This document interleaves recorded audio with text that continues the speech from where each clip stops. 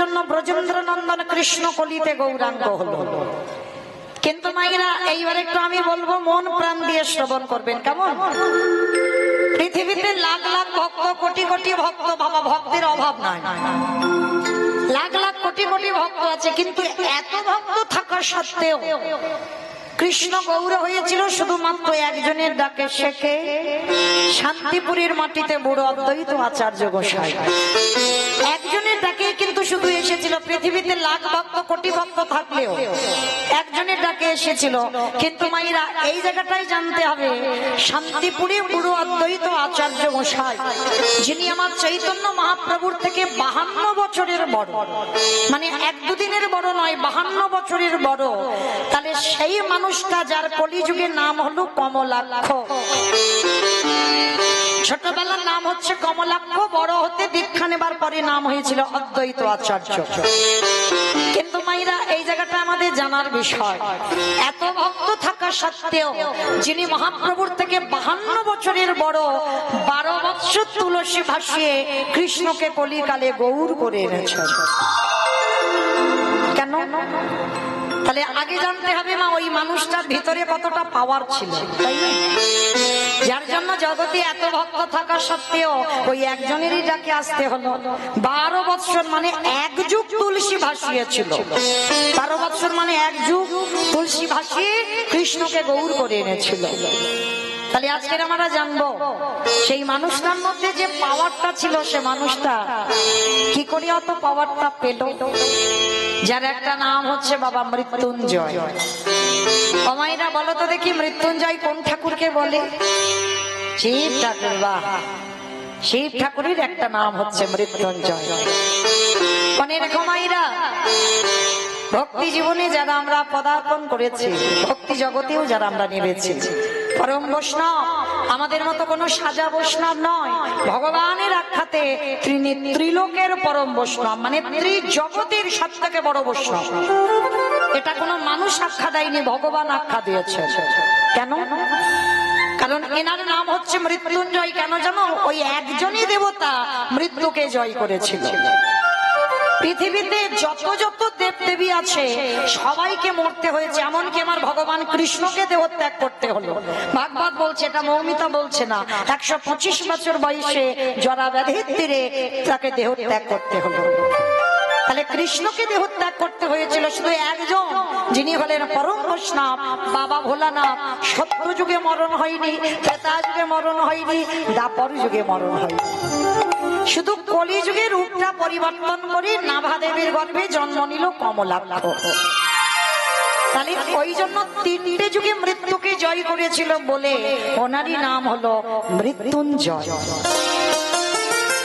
আর আমরা বৈষ্ণব ধর্ম অবলম্বন যারা করছে, বাবা সামনেই আসছে শ্রাবণ মাস, চাতুর্মাস ব্রতের মাস। 4টে মাস আমাদের অনেক কিছু নিয়ম আছে। এই চাতুর্মাস ব্রত পালন করতে হয়। শ্রাবণ মাস, ভাদ্র মাস, আশ্বিন মাস, কার্তিক মাস। বহু ভক্তরা দামোদর ব্রতের মাসটা শুধু পালন করে, কার্তিক ব্রতের মাস। কিন্তু বহু বহু ভক্তরা এই সামনের মাস থেকে, শ্রাবণ মাস থেকে একেবারে কার্তিক মাস, দামোদর ব্রতের মাস পর্যন্ত পালন করতে। কেন? এই 4টে মাস হচ্ছে বাবা খুব ভজন সাধনের মাস। যেমন ভগবান 3টে মাসকে ডিসকাউন্ট দিয়েছে, যেমন বৈশাখ মাস, মাঘ মাস আর নিয়ম সেবা দামোদর ব্রতের মাস। যদি কেউ সারা বছর আমিষ আহার করেন, নিরামিষ হয়তো পেতে পারেন না, অনেকে আছে বাবা এমন ভক্ত পাচ্ছেন না নিরামিষ খেতে, কিন্তু চরণ ধরে বলে যায় অন্তত চেষ্টা করবেন এই 3টে মাস বিশেষ করে নিরামিষ আহার করতে, বৈশাখ মাস, মাঘ মাস আর নিয়ম সেবা কার্তিক ব্রতের মাস। আর আমরা বৈষ্ণব পদ অবলম্বন যারা করেছি সামনের মাস, এই সামনের মাসটা বাবা আবার একটা বিশাল মাহাত্ম্য আছে। আমার এই পরম বৈষ্ণব বাবা ভোলানাথের মাস, জানো তো? বহু বহু ভক্তরা এই মাসটা একটা মাসে হয়তো নিরামিষ আহার করে। চেষ্টা করবেন সামনের মাসে 4টে সোমবার, 4টেই পড়বে মাসে, হিসাব করে দেখবেন এই 4টে সোমবার অবশ্যই আমার পরম বৈষ্ণব ভোলানাথের কৃপা পাবার জন্য আমার ভোলানাথের ব্রত অবশ্যই পালন করবেন। কেন জানেন? অনেকে বলে বাবা শিবরাত্রি ব্রত করে, কেন করে? বলে স্বামীর মঙ্গলের জন্য। ভুল কথা, স্বামীর মঙ্গল টঙ্গল নয়, ওইটা যে শুধু নারীদের ব্রত এটা ভুল কথা, পুরুষদেরও ব্রত সবার। কারণ ভোলানাথের ব্রত এই জন্য পালন করা হয়, তিনি হলেন ভগবানের খুব প্রিয়। আর ভোলানাথের কৃপা পেলে তারপরই ভগবানের কৃপা পাওয়া যায়, কারণ তিনি হচ্ছে কৃষ্ণ ভক্ত। আগে জানতে হবে মা, ভগবান নিজেই বলেছে আমার হতে নাম বড়, নাম হতে ভক্ত বড়, ভক্ত হতে ভক্তের পদধূলা আরো বড়। তাহলে শিবরাত্রি ব্রত এই জন্য পালন করা হয়, এই যে শ্রাবণ মাসের ব্রত যারা পালন করবেন এই জন্য পালন করবেন যাতে আমার কৃষ্ণ প্রাপ্তি হয়ে যায়। নিতাই গৌর প্রেমানন্দে হরি বল। মনে রাখবে মায়েরা, সরাসরি কোনোদিন ভগবানের চরণে যাওয়া যায় না, আগে ভক্ত চরণ ধরতে হবে। আর যত ভক্ত চরণ আশ্রয় করবে তত তাড়াতাড়ি তোমার গৌর গোবিন্দ কৃপা হয়ে যাবে। নিতাই গৌর হরি বল, হরি বল। ওই জন্য বলছে বাবা, সাধু সঙ্গ, সাধু সঙ্গ সর্বশাস্ত্রে কয়, লোবা মাত্র সাধু সঙ্গ কৃষ্ণ প্রাপ্তি হয়ে যায়। তাহলে সাধু সঙ্গ করো, ভক্ত সঙ্গ করো। আর বৈষ্ণব সঙ্গ করতে গেলে বাবা ভোলানাথের ব্রত অবশ্যই পালন করবে। তো যারা যারা সামনের ব্রত পালন করবেন, শ্রাবণ মাসের ব্রত যদি নাও পারেন, চেষ্টা করবেন মা ওই সোমবার কটা একটু নিরামিষ আহার সেবা করতে। আর যারা সেই সারাদিন চলে যাবার পরে দুপুরবেলা অনেকে আবার হবুসি পালন করবে, মানে বোঝেন তো হবুসি পালন মানে বোঝেন, আতপ চাল একটু ঘি দিয়ে ডাল দিয়ে একটু প্রসাদ খেতে হয়। অনেকে সারাদিন থেকে ওই একবারই আহার করবে সোমবারটা। চেষ্টা করবেন অন্তত ভগবানের কৃপা পাওয়ার জন্য পরম বৈষ্ণবের চরণ আশ্রয় করতে। আর এই পৃথিবীতে যে বৈষ্ণবের চরণ আশ্রয় পাবে অবশ্যই তার গৌর গোবিন্দ কৃপা হয়ে যাবে। তাহলে সেই বাবা ভোলানাথের একটা নাম হলো মৃত্যুঞ্জয়, যেটা ভগবান করে দেখাতে পারিনি সেটা আমার বাবা ভোলানাথ করে দেখিয়েছে। তাহলে মায়েরা ভক্তের পাওয়ারটা কত ভগবানের থেকে বেশি নয়? কারণ ভক্ত মনে করলে বাবা ভগবানকে চোখ রাঙাতে পারে, ভক্ত মনে করলে ভগবানকে শাসন করতে পারে, ভক্ত মনে করলে ভগবানকে মারতেও পারে।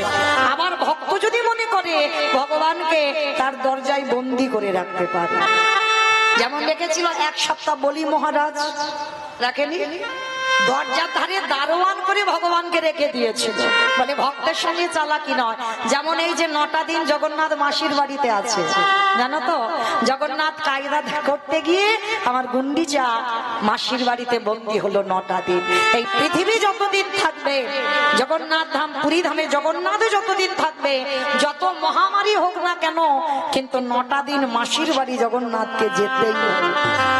কেন? 18টা ছেলে হারিয়েছে এই গুন্ডিচা, একটা নয় দুটো নয়, 18টা ছেলে হারিয়ে পাগলিনীর মতো কেঁদে কেঁদে অন্ধ হয়ে বসেছিল। তো জগন্নাথ মন্দিরে থাকতে পারলো না।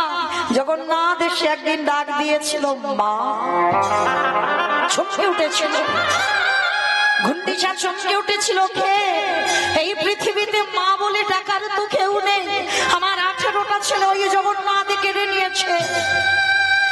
আর সেই 18টা ছেলের মাথা দিয়ে 18টা থাম্বা তৈরি হয়েছে, তাতে হয়েছে 18 নালা। মনে রেখো মা, জগন্নাথ দর্শন করলে হবে না। যারা পুরী ধামে গেছেন, অনেকবার হয়তো পুরী ধামে গেছেন, কিন্তু জগন্নাথ দেখবার আগে তাকে একটা জিনিস দর্শন করতে হবে, তবে জগন্নাথ দেখার ফল হয়, যেটা হলো পুরী ধামে 18 নালা। এই অনেক ভক্তরা বাবা আমরা দেখি না 18 নালা, আগে ওটাকে দেখতে হবে। কিন্তু মায়েরা আপনারা হয়তো দেখতে পান না, পরে গাড়িতে করে আসেন। এখন তো পানাতে ভরপুর হয়ে গেছে, এখন আর ভালো করে দেখা যায় না। কিন্তু মায়েরা এই 18টা ছেলের মাথা দেওয়া আছে ওই সেতুর উপরে। কেন? ইন্দ্রদম্ন রাজা নিজের 18টা ছেলেকে বলি দিয়ে ওই সেতু নির্মাণ করেছিল। কেন? রাজা হয়ে জগতের কল্যাণের জন্য, জগতের মঙ্গলের জন্য নিজ পুত্রকে বলি দিয়েছিল। আর জগন্নাথ দেখবার আগে দুটো জিনিস লক্ষ্য অবশ্যই করবেন, তবে জগন্নাথ দেখায় ফল হয়। একটা হলো 18 নালা, আর একটা হলো গরুরধ্বজ স্তম্ভ। জগন্নাথের সামনেই আছে দেখবেন একটা বড় গরুরধ্বজ স্তম্ভ। এখনো দেখবেন মা গিয়ে ওই জায়গাতে মহাপ্রভুর হাতের চিহ্ন আজ বর্তমান আছে। কেন? প্রতিদিন গম্ভীরা থেকে মহাপ্রভু সন্ধ্যা আরতি দেখতে আসতো, আর প্রতিদিন ওই গরুর স্তম্ভতে হাত দিয়ে আমার সচল জগন্নাথ অচল জগন্নাথ দর্শন করি। জগন্নাথ গৌর প্রেমানন্দে হরি বল হরি বল। ওগো জগতের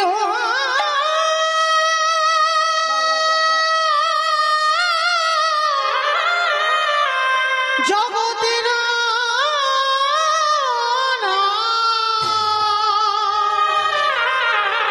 জগন্নাথ এবারে আমায় কৃপা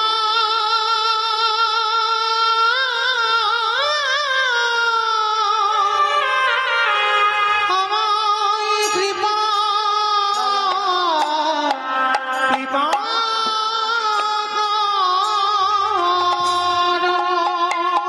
তাই সেই 18টা ছেলে হারিয়ে গুন্ডিচা আমাকে দিয়েছিল।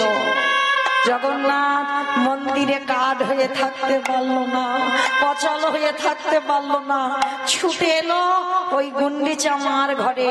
যেই না মা বলে ডেকেছে, সর্বঙ্গে জগন্নাথের হাত বুলাচ্ছে। কে তুই? আমার তো একটাও ছেলে মা বলে ডাকারে নেই, সত্যি করে বল তুই কে? মা আমি তোমারই জগন্নাথ। চলে যা। কেন এসেছিস আমার কাছে? দেখতে এসেছিস আমি কত সুখে বসে আছি পুত্র হারিয়ে। মা কারণ যদি একটা ছেলে চলে যায়, আর একটা ছেলেকে কি ভালোবাসে না? পারবি আমার সন্তান হয়ে আমার কাছে থাকতে? পারবি আমার হাতের রান্না খেতে? আর আপনারা জানেন মা মায়ের পরেই মাসিরই জায়গা এই জগতে। মায়ের মতো করে একজনই ভালোবাসে, সেটা হলো মাসি। জগন্নাথ সেই দিন গুন্ডিচা মাসিকে ধরে বলেছিল, আজকে থেকে তুমি হবে আমার মায়ের পরের জায়গা মাসি। কথা দিলাম মা, পৃথিবী যতদিন থাকবে, আমি যতদিন এই জগন্নাথ ধামে থাকবো, এই পুরী ধামে থাকবো, শ্রীক্ষেত্রে থাকবো, আমি 9টা দিন, পৃথিবী নয় প্রলয় হয়ে গেলেও আমি 9টা দিন তোমার কোলে বসে তোমার হাতের রান্না আমি নিজে মুখে সেবা করব। জগন্নাথকে ধরে বলেছিল, জগন্নাথ তুই আসবি? আসবো মাসি, আমি কথা দিলাম এই পৃথিবী যতদিন থাকবে আমি তোমার কাছে 9টা দিন, কেউ আমায় ধরে রাখতে পারবে না। আমি আমার 9টা দিন আমার গন্তব্যস্থল থেকে আমি তোমার কাছে তোমার হাতের রান্না আমি 9টা দিন সেবা করব। আজও সেই কথা জগন্নাথ রেখেছে। আজও ভক্তরা এখনো নিয়ম পালন করে। আমার জগন্নাথ ভক্তের ডাকে মাসির বাড়ি চলে যায়। তাহলে লক্ষ্য করেন, ভক্তই একমাত্র পারে ভগবানকে জপতে ফেলে দিতে, আর অন্য কেউ পারবে না।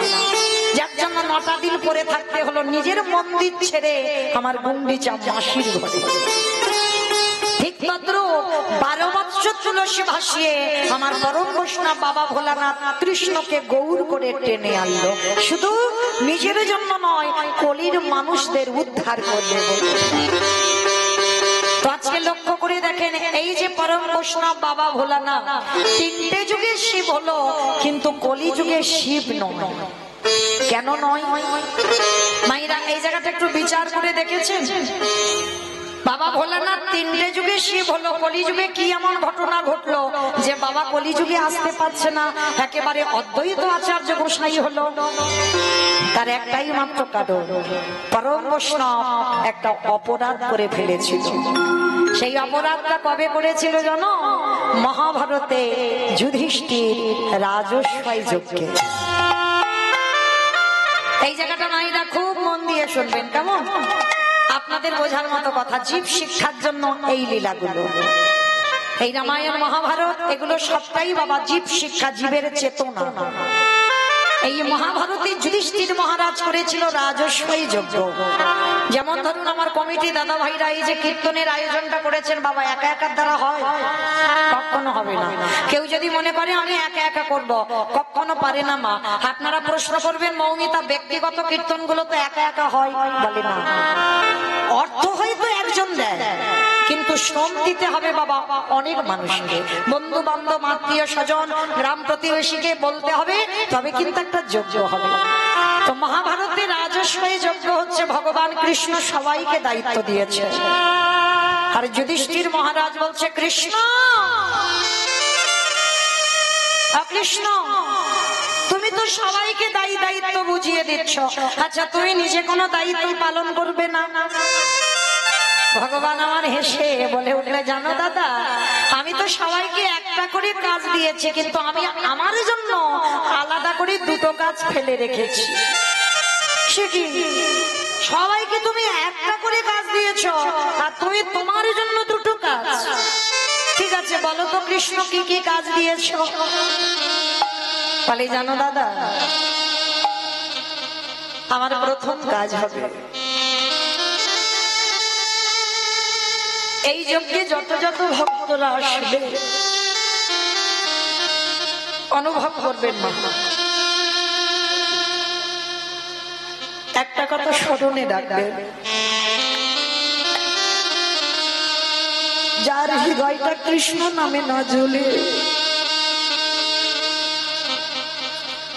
যার নয়নে কৃষ্ণ নামে বাড়ি না ঝরে, তার মনুষ্য জন্মগ্রহণ করাটাই বৃথা।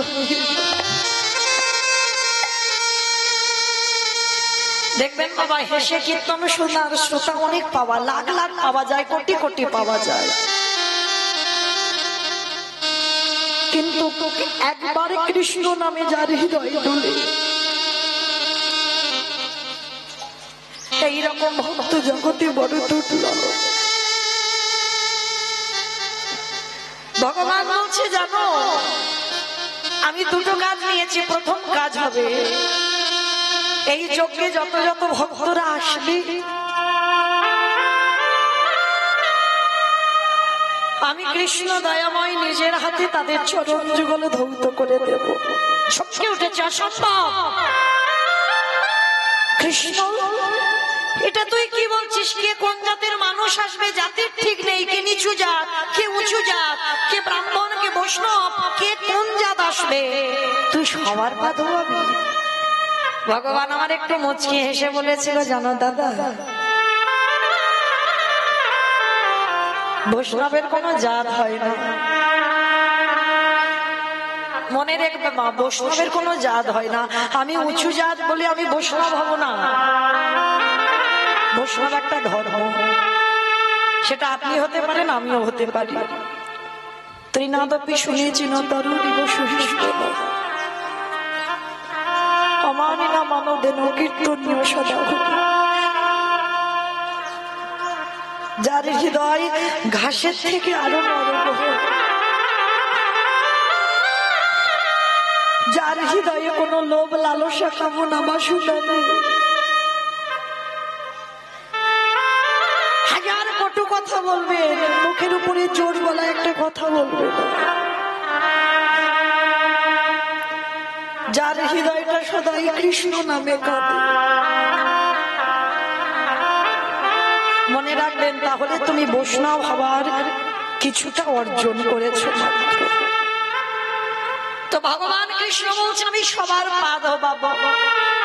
আচ্ছা ভাইরা এই জায়গাটা একটু ভেবে রেখেছে, যিনি বিশ্বের স্রষ্টা মালিক ভগবান, যার কোনো কিছু অভাব নাই, যে মনে করলে একটা সেকেন্ডে পৃথিবীটাকে লয় প্রলয় করে দিতে পারে, একটা সেকেন্ডে পৃথিবীটা ধ্বংস করতে পারে, সেই ভগবান আজকে রাজস্বী যজ্ঞে পা ধোয়ার কাজ করছে কেন? ভগবান নিজের জন্য না, আপনাদের আমাদের চৈতন্য দেবে বলে, শিক্ষা দেবে বলে। কি শিক্ষা পাচ্ছি আমরা? ভগবান জগৎকে শেখালো, রে কলির জি, তোদেরও দুয়ারে যদি কোনোদিন সাধুগুরু বৈষ্ণব যায়, চেষ্টা করবি সবার আগে নিজের হাতে তাদের চরণগুলো ধরতে করবি। মনে রেখো মা, যদি কোনোদিন পান সাধুগুরু বৈষ্ণব গুরুদেব দুয়ারে চরণ ধরে বলে যায়, সবার আগে চরণ ধোবার ব্যবস্থাটা করব। আর যদি বছর অন্তর গুরুদেব না আসে, যে যার ঘরের বাবা মা তো আছে, শ্বশুর শাশুড়ি তো আছে, যদি থাকে। আমি বলে যাচ্ছি না যে রোজ রোজ তাদের পা ধোয়াও, প্রয়োজন নেই। বৎসরে, সারা বৎসরে একটা দিন চেষ্টা করো মা, এই অধম কীর্তনিয়ার কথা যদি কারোর মনে থাকে, তুমি যদি ভগবানকে ডাকতেও ভুলে যাও, ভগবান বললেন আমার থেকে যদি কেউ আমার ভক্তকে বেশি ভালোবাসে, আর বিশেষ করে ভাগবতে সুদামাকে বলে রেখেছিল, সুদামা সবার আগে বড় গুরু হলো যে যার ঘরের বাবা মা, তারপরে শিক্ষা গুরু, দীক্ষা গুরু, তারপরে গুরু হলাম আমি ভগবান। ওই ভগবান তো একবারও বলেনি পৃথিবীতে সব থেকে আমি বড় গুরু, না, সবার আগে বাবা মাকে জায়গা দিয়েছে। তাই চেষ্টা করবেন মা, বৎসরে একবার, যেমন ভগবানকে সিংহাসনে রেখে ভজন করছেন, বৎসরে একবার বাবা মাকেও সিংহাসনে বসিয়ে বাবা মার গলায় মালা দিয়ে নিজের হাতে চরণগুলো ধৌত করে আমরা মনুষ্য জীবনে কর্তব্য, যে মা 10 মাস 10 দিন কত কষ্ট ভোগ করে ধরে রেখেছি, বৎসরে একবার নিজের হাতে বাবা মাকে একটু যত্ন করে খাইয়ে দিও। কারণ ভগবান কৃষ্ণ রাজস্বাই যজ্ঞে করে শিক্ষা দিল, তোরা আমাকে দেখে সে নিজে আচরি ধর্ম জীবের শেখায়, নিজে না করলে ধর্ম জীবকে শেখানো না যায়। ও যে ভক্তিতে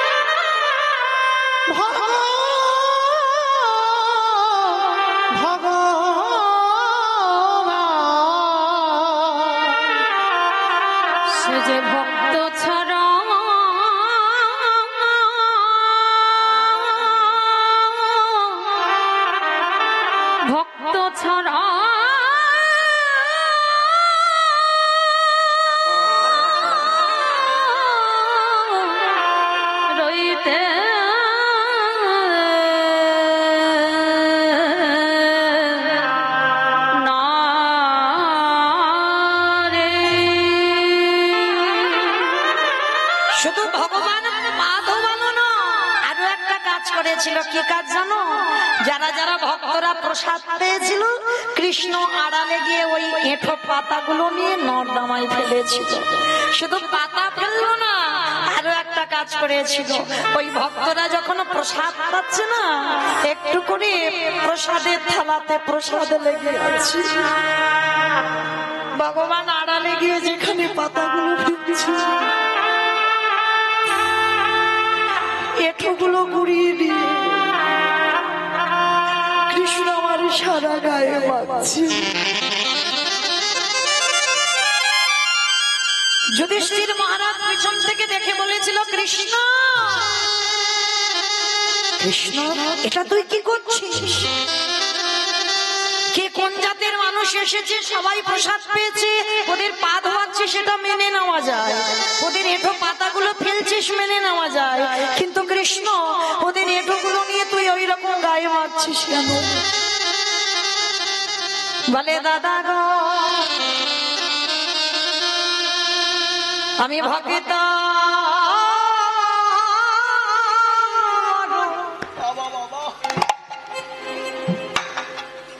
আমার ভালো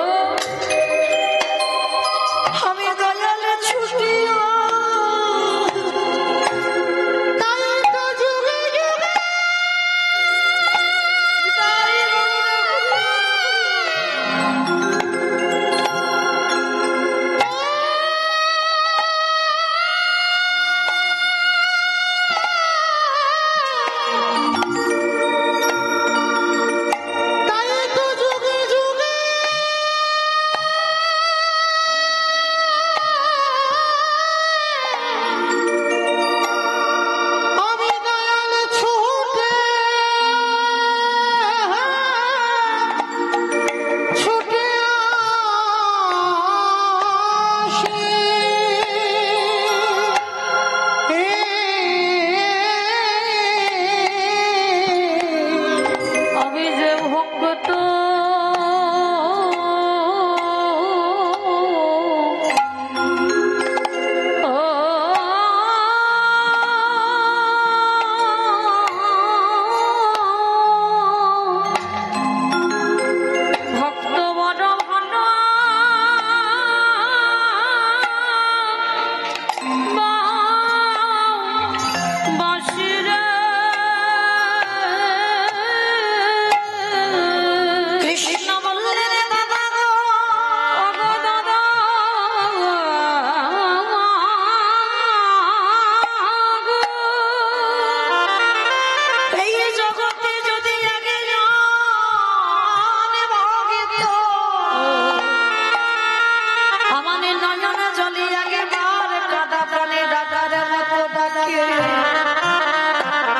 আমি ভগবান হয়ে পৃথিবীর যেখানে থাকি না কেন আমি কি করি জানো আমি যে ভক্তের দানে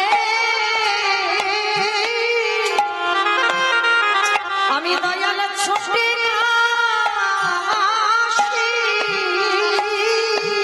যে জনে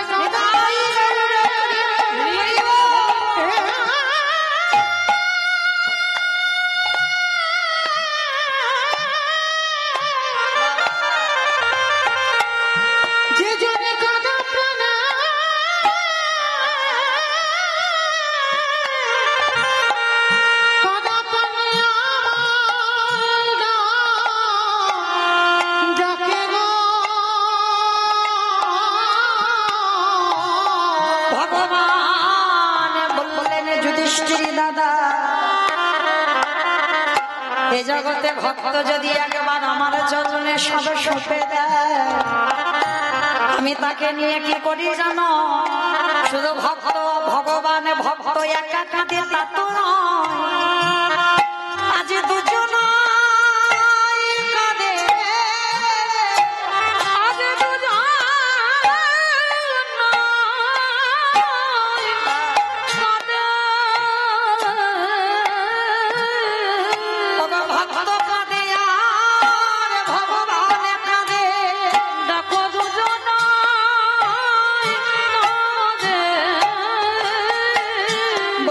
পিতা কাঁদে আর পুত্র কাঁদে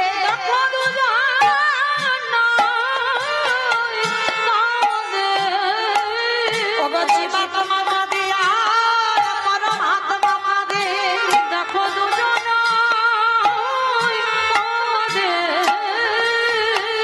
আসতে মাইরা মনে রেখো ভক্ত যদি ডাকার মতো ডাকতে পারে ভগবানও তার দাস হতে পারে।